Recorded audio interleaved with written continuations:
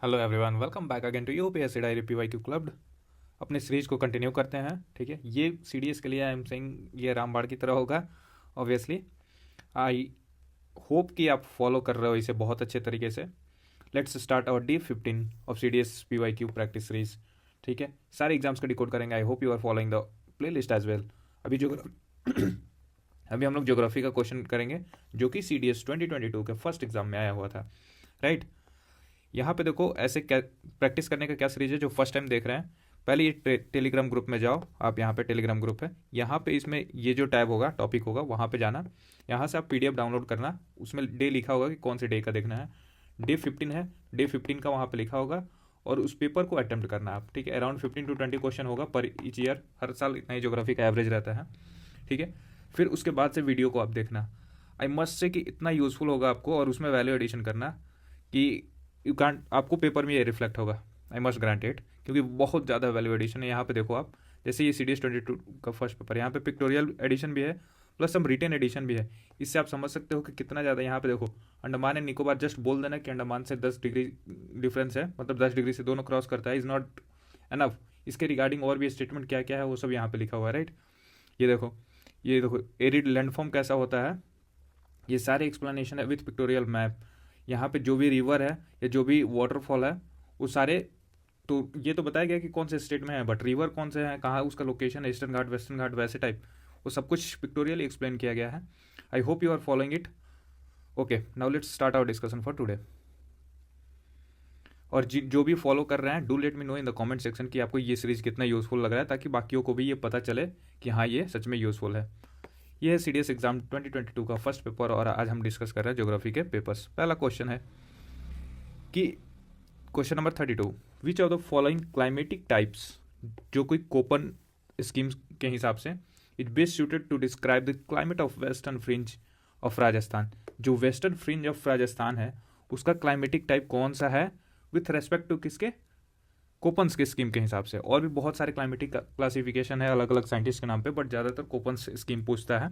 तो इसलिए यहाँ पे देखो कि कोपन्स क्लाइमेट क्लाइमेट के हिसाब से, कोपन क्लासिफिकेशन के हिसाब से जो वेस्टर्न फ्रिंज ऑफ राजस्थान है उसका क्लाइमेट कैसा होगा, क्लाइमेट का टाइप कैसा होगा, वो हमें बताना है। देखो, जो जो भी एरिड रीजन होगा, एरिड रीजन, वहाँ पे ऑप्शन बी होगा। मतलब जो कोपन्स ने क्लासिफिकेशन किया था वो बी वाले एरिया को कैसे बताया था, डेजर्टी एरिया बताया था। राइट, तो जहां भी आपको बी दिखेगा तो वो कैसे डेजर्ट वाले इलाके में होगा। जो भी जैसे AMW दिखा, AW दिखा, BW HW दिखा, CWG दिखा, यहाँ पे जो बी है ना वो डेजर्ट को बता रहा है। तो कभी भी आप ऑप्शन में देखोगे तो हमेशा वो एरिड रीजन या डेजर्टी रीजन के बारे में बताएगा। और यहाँ पे देखो, जैसे ही ये पता चला हमें सीधे ऑप्शन सी पे जाएंगे। राइट, और ये अपना ऑफिशियल आंसर वेरीफाइड है, तो आपको बिल्कुल भी टेंशन नहीं लेना है। यह हमारा ट्रिक भी काम कर गया। राइट, कि जो बी होता है वो B stand for desert type of climate according to Koppen's scheme. और उसके हिसाब से BW HW ये जो है एरिड क्लासिफिकेशन हो गया।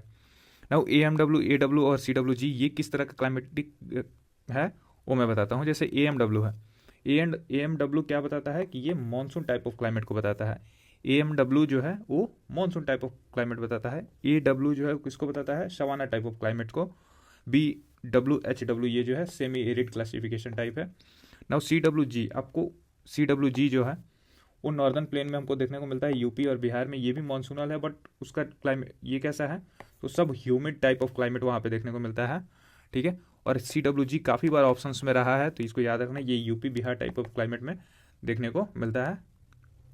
नाउ यहाँ पे देख लो, ये है BWHW जो कि वेस्टर्न फ्रिंज ऑफ राजस्थान में, यहाँ पे ये राजस्थान का मैप हुआ। और यहाँ के वेस्टर्न साइड में जहाँ पे एकदम बिल्कुल थार डेजर्ट है, वो वहाँ पे कौन दिखता है, BWHW type of climatic type दिखता है अकॉर्डिंग टू कोपेन। ये क्या होता है BWHW, ये होता है हॉट डेजर्ट क्लाइमेट। काफ़ी हॉट एरिया होता है, काफ़ी टेम्परेचर वहाँ पे हाई रहता है, वैसे क्लाइमेट वहाँ पे देखने को मिलता है। वेस्टर्न लोकेशन कहाँ पे, western fringe of Rajasthan. Comparison कैसे कर सकते हैं कि कंट्रास्टेड विथ AMW कैसा टाइप ऑफ क्लाइमेट होता है, मानसून टाइप ऑफ क्लाइमेट, अभी हमने बताया। CWG कैसा होता है, विंटर ड्राई। मतलब CWG जब देखोगे ना, इसका क्या मतलब होगा, यहाँ पे विंटर जो है वो ड्राई होगा। ये क्लाइमेटिक टाइप जो है विंटर ड्राई बताता है, सब ह्यूमिड इन द समर बताता है। तो CWG याद रखना है। ठीक है, राइट आंसर तो अभी क्लियर कर दिया कि BWHW होगा इसका। नाउ 33 नंबर है कि where are the Bermuda island located. यहाँ पे location based map based question है। कह रहा है कि बरमूडा आइलैंड जो है वो कहाँ लोकेटेड है। तो बरमूडा आइलैंड जो है basically located in North Atlantic Ocean में। जो ऑप्शन सी बी है वो right answer. Now Caribbean Sea, North Atlantic Ocean, Gulf of Mexico, Mediterranean Sea, ये हम देखते हैं मैप में कि ये कहाँ पे है। यहाँ पे देखो पहले कि बरमूडा आइलैंड कहाँ पे है। तो बरमूडा आइलैंड जो यहाँ पे आपको देखोगे कि ये जो है ये अटलांटिक ओशन है, और अटलांटिक ओशन के भी कौन से साइड में है, नॉर्दर्न साइड में है। नॉर्थ और साउथ कैसे मेजर करते हैं, इक्वेटर से, ठीक है। तो बरमूडा आइलैंड यहाँ पे है। अब यहाँ से एक करंट जाती है, आपको ओशन करंट वाले काफ़ी सारे प्रीवियस सेशन में बताया है। कौन सा करंट जाता है, तो गल्फ वाला जाता है, ठीक है, और ये वार्म करंट होता है। यहाँ पे देखोगे तो ये क्यूबा है, ये साउथ अमेरिका वाला कंट्रीज़ है, और ये यूएसए है। तो बरमूडा आइलैंड जो है कहाँ पे है, सरगाकोसी के जस्ट ऊपर है। और ये आइसोहेलाइन एक वर्ड दिया हुआ है, तो वो दूसरे क्वेश्चन का एक्सप्लेनेशन है। यहाँ पे देखो कि ये आइसोहेलाइन क्या होता है, लाइन ज्वाइनिंग इक्वल सैलिनिटी। जो हेलाइन वर्ड है ना, हेलाइन वर्ड, हेलाइन का मतलब होता है साल्ट या साल्टी, ठीक है, इसको याद करना। और आइसो मतलब तो आपको पता है कि सेम होता है, तो सेम साल्टी एरिया या इक्वल साल्टी एरिया जहाँ पे ज्वाइन करे तो हम देखें उसको क्या बोलते हैं, आइसोहेलाइन बोलते हैं। ना यहाँ पे देखो ये क्या है कि गल्फ ऑफ मैक्सिको है, ये गल्फ ऑफ मैक्सिको है। कैरेबियन सी कहाँ पे है, ये है कैरेबियन सी, ठीक है। नाउ मेडिटेरियन सी आपको पता है कि यहाँ पे जो इटली और फ्रांस स्पेन वाला एरिया है वहाँ पे मेडिटेरियन सी है, ठीक है। लोकेशन क्लियर हो गया सबका। Now next move to 34 number question. Which of the following state and union territory has the highest percentage of forest area to the total geographical area. Now this depends on किस पे, तो जो भी forest survey of India का report आता है उस पर बेस्ड होता है। बट जनरली ये देखा जाता है कि बहुत रेयरली चेंज होता है, इसमें बहुत थोड़ा थोड़ा डाटा चेंज होता है। और सबसे ज़्यादा स्टेट और यूनियन टेरिटरी में पूछा हुआ है कि सबसे हाईएस्ट, और वो भी कैसे, एरिया वाइज नहीं पूछा, परसेंटेज वाइज पूछा है। Percentage of forest area to the total geographical area. कोई स्टेट है जो इतना बड़ा है, कोई स्टेट इतना बड़ा है। यहाँ पे लेट से कि यहाँ पे 10, इसके टोटल एरिया के 10% जो है वो फॉरेस्ट है, और इसके एरिया का 90% फॉरेस्ट है। दो परसेंटेज वाइज तो ये ज़्यादा है, बट एरिया वाइज कौन ज़्यादा है, ये एरिया वाइज ज़्यादा है, और परसेंटेज वाइज ये ज़्यादा है। यहाँ पे क्या पूछा हुआ है, यही बात पूछा हुआ है कि हाईएस्ट परसेंटेज जो है टोटल जोग्राफिकल एरिया के, यानी कि ये पूछा हुआ है, जो ये वाला पार्ट है ना, ये पूछा हुआ है। और इसलिए इसका आंसर जो है लक्षद्वीप होगा। अगर सिर्फ स्टेट पूछता तो यहाँ पे मणिपुर हो जाता, सिर्फ स्टेट की बात करता तो मणिपुर हो जाता, बट स्टेट और यूनियन टेरिटरी दोनों पूछा हुआ है तो ये लक्षद्वीप होगा। नाउ लेट्स सी इसका फर्दर एक्सप्लेनेशन देखते हैं हम कि लक्षद्वीप का जो एरिया है वो highest percentage related to total area है, जो कि 90% फॉरेस्ट एरिया कवर करता है लक्षद्वीप का। मिजोरम है 84%, अरुणाचल प्रदेश है 79%, नागालैंड है 73%, मेघालय है 76% एंड मणिपुर है 74%, ठीक है। इसका याद रखना, to total its geographical area. और ये बताया है मैंने स्टेट, जो मणिपुर है वो 84% के अराउंड, 84% से ज़्यादा करता है वो, 87% के अराउंड। तो मणिपुर जो है हाईएस्ट फॉरेस्ट एरिया है to the total geographical area. 36 देखो, 36 कह रहे हैं कि Manikaran Himachal Pradesh, in Himachal Pradesh is known for. Manikaran एक लोकेशन है कहाँ पे, हिमाचल प्रदेश में, पहले ये याद रखना है। और ये किस लिए जाना जाता है, तो क्या ये सोलर एनर्जी के लिए जाना जाता है, जोग्राफिकल जियोथर्मल एनर्जी के लिए, बायो एनर्जी या विंड एनर्जी, किसके लिए जाना जाता है मणिकरण जो है बेसिकली जियोथर्मल एनर्जी जनरेशन का पॉइंट है। वहाँ पे मतलब बेसिकली जियोथर्मल एनर्जी जो है जनरेशन होता है। नाउ नेक्स्ट है कि हम इसको देखते हैं कि जियोथर्मल एनर्जी जो है वो यहाँ पे देख लो कि मणिकरण जो है हिमाचल प्रदेश में, non for geothermal energy. Now geothermal energy से रिलेटेड कुछ साइट्स और है जहाँ पे जियोथर्मल एनर्जी का जनरेशन किया जाता है, और उसका नाम कौन कौन सा है, तो एक है टुट्टा पानी जो कि जम्मू एंड कश्मीर में है, सूरज कुंड जो कि झारखंड में है, और चुमाथांग जो है ये जम्मू एंड कश्मीर में। ये 3 पॉइंट जो है ये भी याद रखना है, अलॉन्ग विथ मणिकरण जो कि जियोथर्मल एनर्जी का प्रोडक्शन साइट है। फर्दर किसी भी एग्जाम में पूछ सकते हैं ये। नाउ 56 नंबर कह रहा है कि a peripediment in a desert और semi desert region is also known as. ये क्या कह रहा है कि पेरिपेडेमिनेंट एक डेजर्ट है, इन ए डेजर्ट और सेमी डेजर्ट रीजन, इसको और क्या किस नाम से जाने जाते हैं, ठीक है। इसका प्रोनाउंसिएशन देख लेना यार, समटाइम्स वर्ड गेट स्टक्ड।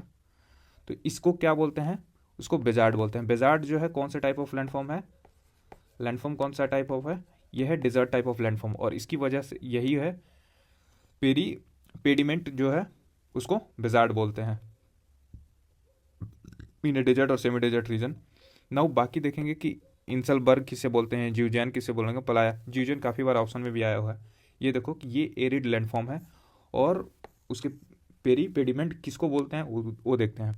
नाउ यहाँ पे ये माउंटेनियस इलाका है, राइट, और यहाँ से रॉकी इरोजन हुआ। रॉक का इरोजन हुआ तो क्या हुआ कि कुछ जो ये क्या बोलते हैं उसको सिल्टेशन होता है वैसे काइंड ऑफ बना, और इसको क्या बोलते हैं यहाँ पे डेजर्टी एरिया में पेरी पेडिमेंट बोलते हैं। नाउ जब ये स्लाइड होके कुछ दूर तक आ जाता है तो उसको क्या बोलते हैं, उसको बजार्ड बोलते हैं। इसको एक्सप्लेनेशन देखो इसका क्या है कि a peri pediment in a desert और semi desert region form by the coalescence of alluvial fans. जो भी अलुवियल फैंस यहाँ पे आते हैं, जो भी सेडिमेंट्स ऊपर से आते हैं, और उसके फॉर्मेशन की वजह से यहाँ पे बजार्ड्स बनता है। तो बजार्ड का लोकेशन देख लो कि जस्ट बिलो द माउंटेन, यहाँ पे जो भी सिल्टेशन होगा, जो भी पेरी पेडिमेंट्स होंगे, वो उसको हम लोग बजार्ड्स बोलेंगे।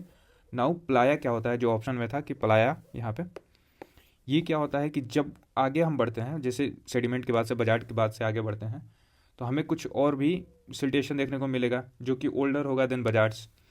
नाउ ये चीज़ें जो है इसमें क्या होता है कि यहाँ पे अगर लेक बना, लेट से कि कोई लेक बना हुआ था, अब वो सूख गया है, वहाँ पे पानी का सोर्स नहीं बचा है, तो उस सोर्स को प्लाया बोलते हैं। ये क्या होता है, ड्राई लेक बेड्स होता है इन एरिड रीजन, और प्लाया किसका फीचर है, ये भी एरिड रीजन का ही फीचर है, जो कि डेजर्ट एरिया में देखने को मिलता है।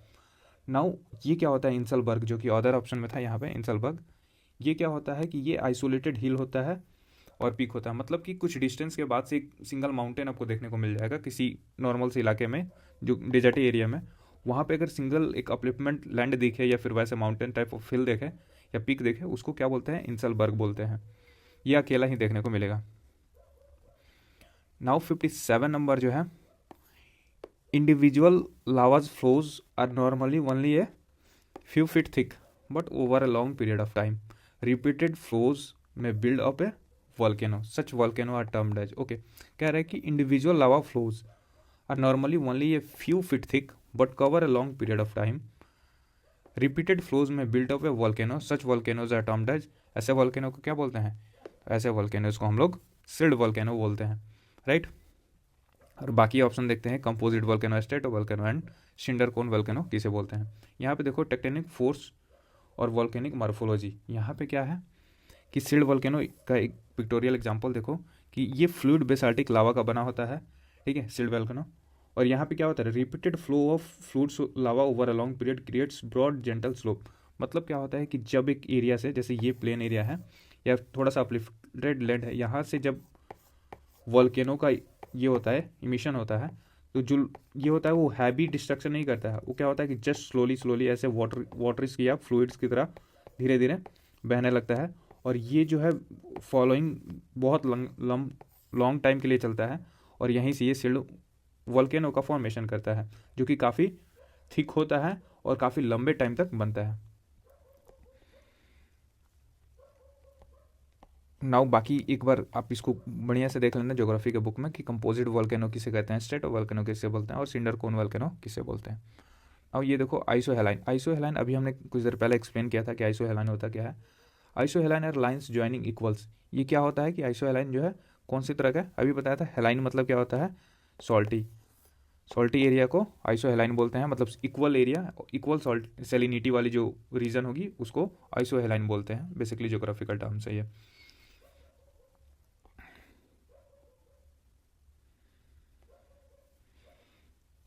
नाउ देखो एक चीज़ यहाँ पे आइसो, ये प्रेशर है ना, इसको क्या बोलते हैं, आइसो बार्स। पता है आपको कि जो बार है यूनिट किसका है, प्रेशर का है, और जहाँ पे इक्वल प्रेशर देखने को मिलेगा तो उसको आइसो बार्स बोलता है, ठीक है। ये भी है, रेनफॉल के लिए भी है, टेम्परेचर के लिए भी। प्रीवियस वीडियोज़ में मैंने बहुत सारी चीज़ें ऐसे एक्सप्लेन की हुई है, तो उसको ज़रूर फॉलो करना और देखना। नाउ रेलवे जोन और हेड क्वार्टर उसके, ये हर साल एक पूछता है, करके जाना यार बस। साउथ ईस्टर्न, ये कहाँ पे है, साउथ ईस्टर्न जो है, साउथ ईस्टर्न का हेड क्वार्टर जो है कोलकाता में है।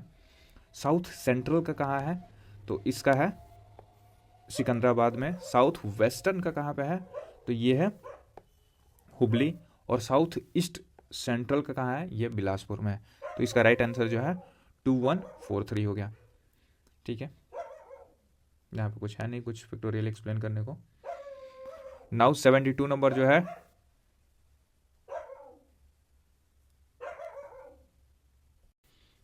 नाउ क्वेश्चन नंबर 72 जो है ये हम देखते हैं। 72 क्या कह रहा है कि 10 degree channel is found between, 10 degree channel जो है किसके किसके बीच में देखने को मिलता है।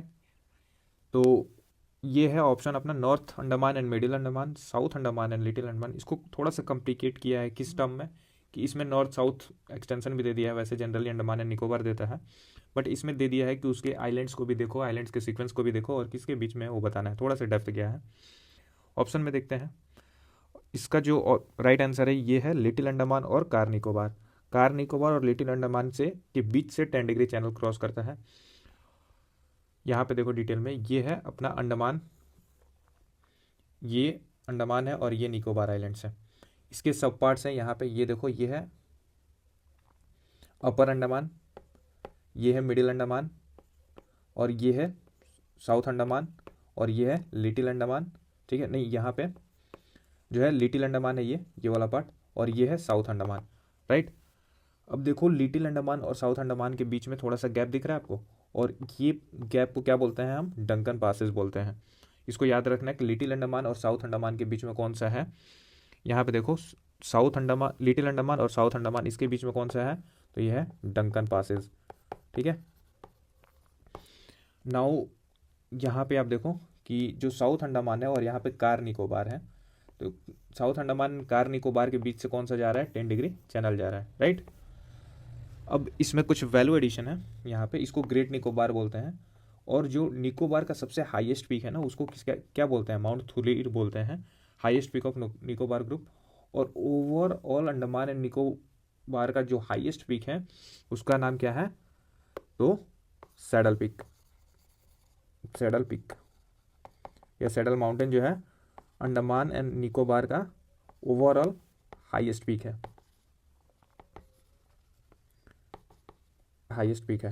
राइट, और अब देखो यहाँ पे है आपको अंडमान और ये है म्यांमार। यहाँ पे कौन सी, इसके बीच में जो पैसेज देखने को मिलेगा वो है कोको चैनल कैनाल। ठीक है, 73 नंबर। अच्छा, एक फैक्ट यहाँ पे और ऐड कर लो कि देखो अंडमान एंड निकोबार के से लगभग 40 to 100 समथिंग 100 प्लस किलोमीटर के आसपास एक आइलैंड है जिसका नाम है कौन सा आइलैंड है यहाँ पे, बैरन आइलैंड। और इंडिया का इसको कहा जाता है कि ओनली एक्टिव वोल्केनो है, तो only active volcano of the Indian ocean, और इंडियन वो कौन सा है, तो है बैरन आइलैंड। और इसका लोकेशन कहाँ पे है वो हमने देख लिया कि अंडमान से लगभग 100 किलोमीटर प्लस डिस्टेंस पे है to the east side. Now 73 number जो है इसमें कह रहा है कि वाटरफॉल और स्टेट से मैच करना है। अब एक सेकंड, कलर चेंज कर लो। वाटरफॉल और स्टेट से मैच करना है। नाउ ये जो हमने देखा है कि कौन सा वाटरफॉल कह रहा है, Barkana waterfall, Dudhsagar waterfall, Dudhma waterfall और कुलीयूर वाटरफॉल, ये सब कौन से स्टेट में है। यहाँ पे देखो कि जो बरकाना है ये कहाँ पे है, ये कर्नाटका में है। दूधसागर किस पे है, तो दूधसागर जो है वो गोवा में है। दुधमा किस में है, तो दुधमा जो है वो उड़ीसा में है। और कुलीयूर कौन सा है, तो तमिलनाडु के स्टेट में है। राइट ऑप्शन जो है ऑप्शन बी हो गया। नाउ यहाँ पे एक्स्ट्रा फैक्ट मैप के साथ देखते हैं कि जो बरकाना फॉल्स था कहाँ पे, बरकाना फॉल्स कहाँ पे था, तो कर्नाटका में था।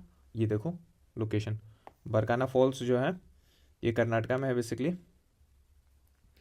और यहाँ पे ये थोड़ा सा मैपिंग इधर उधर हुआ है तो बेयर करना।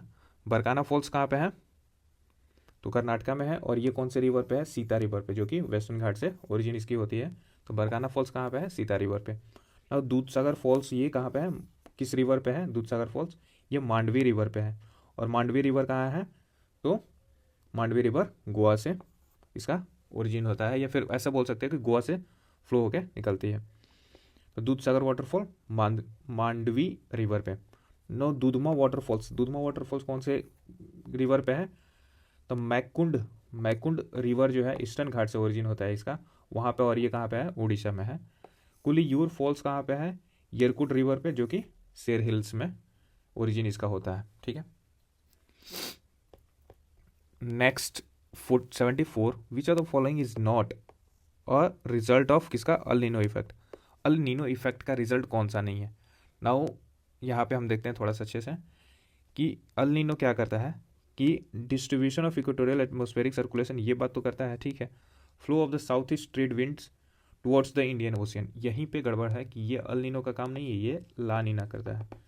ठीक है, और ये जो है अल नीनो क्या करता है? ये इंडियन ओशियन नहीं, ये पैसिफिक ओशियन के पास लेकर जाता है। देखो, बस इंडियन को पैसिफिक को इंडियन से चेंज कर दिया, और यहीं पे आप कंफ्यूज हो सकते हो। जस्ट एक वर्ड जो मैं बोलता हूँ ना कि वन वर्ड स्वैपिंग, वो वाली कंसेप्ट यहाँ पे भी यूज हुई है। ठीक है, तो राइट आंसर तो यही मिल गया, क्योंकि ये गलत है। नाउ राइट ऑप्शन और भी है, ये क्या है कि irregularities in the evaporation of sea water, ये बात बिल्कुल सही है कि evaporation of the sea water में इरेगुलरिटीज देखने को मिलता है during the El Nino effect. Reduction in the amount of planktons which reduce the number of fish in the sea, ये भी बात बिल्कुल सही है। ठीक है, अब देखो अल नीनो इंडिया के लिए कैसे फ़ायदेमंद है और कैसे नुकसान है कि अल नीनो का जब केस आता है ना इंडियन मानसून में, मतलब इंडियन ओशियन या इंडियन मानसून में, तो ये ड्रॉट कॉज करता है। ठीक है, यहाँ पे काफ़ी सारे रेनफॉल का जो ड्यूरेशन है, रेनफॉल ये रिड्यूस हो जाता है, जिसकी वजह से जो हमारे क्रॉप्स होता है, तो क्रॉप फेलियर का जो भी है, क्रॉप फेलियर का यहाँ पे इशू देखने को मिलता है, और सब उस टाइम पे प्रोडक्टिविटी, हमारे एग्रीकल्चर प्रोडक्टिविटी बहुत कम होती है। तो अल नीनो फ़ायदेमंद किसके लिए होता है? तो जो पेरू कोस्ट होता है, साउथ अमेरिका वाला कोस्ट, वहाँ पे अल नीनो की वजह से काफ़ी अच्छा रेन होता है और वो सब होता है। अब यही कंसेप्ट कब आता है? जब इंडियन में काफ़ी अच्छा रेन होता है और क्रॉप का प्रोडक्टिविटी बढ़ता है। जब ला नीना का कंसेप्ट होता है, तब ला नीना का इफेक्ट होता है, तब इंडियन कोस्ट पे काफ़ी अच्छा होता है और पेरू कोस्ट पे ड्रॉट देखने को मिलता है। यहाँ पे देखो कि ये कौन सा है? ये है पेरू कोस्ट, राइट, और ये कौन सा है? Australia coast. अब जब इधर का इफेक्ट यहाँ से देखने को मिलेगा, तो ये है अल नीनो का इफेक्ट। यहाँ पे इधर ट्रेड नहीं आएगा, basically distribution of equatorial prevent the flow of east trade wind towards the Indian ocean. थोड़ा सा याद करने का कंसेप्ट कैसा है कि इंडियन के लिए कौन सा फायदेमंद है और कौन सा नहीं, आप ला नीना एल नीनो में कंफ्यूज हो सकते हो। तो देखो, जैसे ये ला नीना है ना, ला नीना, तो हम लोग हिंदी में क्या बोलते हैं इसको? हिंदी में कि ये लाया, लाया क्या? बारिश। बारिश कहाँ लाया? इंडिया में। तो ला नीना क्या करता है? इंडिया में बारिश लाता है। तो इसका अपोजिट एल नीनो है। एल नीनो जो है इंडिया में बारिश नहीं लाता है, वो ऐसे याद रखना। ना वो 85 नंबर जो है कि यहाँ पे मैच करो लेक और उसके स्टेट्स को। लेक क्या करता है? कलीविली जो है, ये कहाँ पे है? कौन से स्टेट में है? तो ये है कलीविली, तमिलनाडु में। नाउ खजियार, खजियार कहाँ पे है? तो खजियार आपका हिमाचल प्रदेश में देखने को मिलेगा। केचियोपालरी, ये कहाँ पे है? तो ये है सिक्किम में। और वेमबाद कहाँ पे है? तो केरला में। आपको मैंने बताया था प्रीवियस वीडियो में कि वेमबाद जो है लॉन्गेस्ट फ्रेश वाटर लेक है इंडिया का, राइट, ये बताया था मैंने। अब यहाँ पे ये सब सारे ऑप्शन देख लिया आपने। यहाँ पे मैप पे देख लो कि कैली वैली कहाँ पे दिखा हमें? ये कोस्टल लगून है, और कहाँ पे देखने को मिला कैली वैली? तो कैली वैली जो है तमिलनाडु में देखने को मिला। नाउ कजियार लेक, ये कहाँ पे है? इसको मिनी स्विट्जरलैंड भी कहते हैं कजियार लेक को, और ये कहाँ पे देखने को मिलेगा? हिमाचल प्रदेश में। ठीक है, केचियोपालरी लेक, ये कहाँ पे है? सिक्किम में देखने को मिलेगा। और वेमबाद लेक तो केरला में देखने को मिलेगा ही, राइट। इसको क्या कहते हैं? कुमारकम बर्ड सेंचुरी भी वेम्बनाड लेक को बोलते हैं। ठीक है, नेक्स्ट है 87 नंबर कि Mount Thuillier is an important mountain peak of Andaman and Nicobar islands. It is located in, अभी हमने बताया था कि माउंट थुलीर जो है एक माउंटेन पीक है, और सबसे बड़ा माउंटेन पीक किसका है? तो निकोबार आइलैंड का। तो यहाँ पे देखो, अब यहाँ पे स्पेसिफिक कर दिया है कि कौन सा निकोबार। वैसे एक ही ऑप्शन में है ग्रेट निकोबार, अच्छा हुआ कि बाकी में नहीं दिया हुआ। ठीक है, तो ग्रेट निकोबार का हाईएस्ट पीक जो है वो कौन सा है? वो माउंट थुलीर है। राइट ऑप्शन इसका क्या होगा? डी हो गया। अब ना देखो, अंडमान का 3 पीक ये दिया हुआ है, अलग अलग islands, north Andaman, middle Andaman, south Andaman.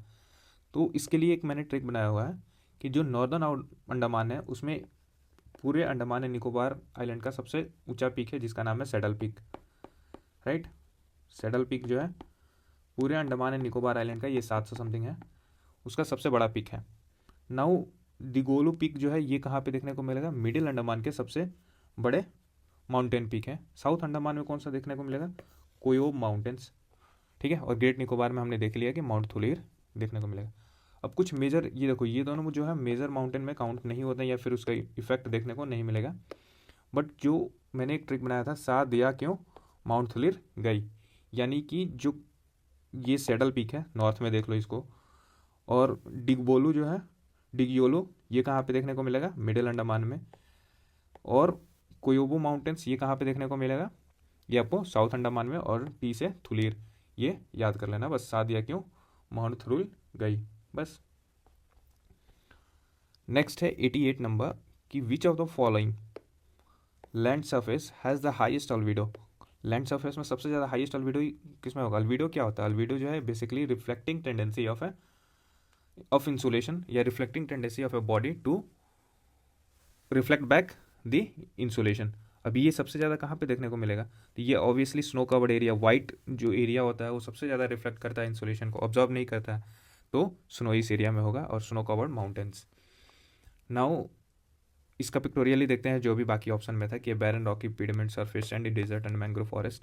ये है मैंग्रोव फॉरेस्ट, यहाँ से इंसुलेशन को वापस भेजना इज नेक्स्ट टू इम्पॉसिबल, क्योंकि बहुत ज़्यादा डेंसी होता है, एक तो आ नहीं सकता और आएगा तो जा नहीं सकता because of tree leaves and उसकी डेंसिटी की वजह से।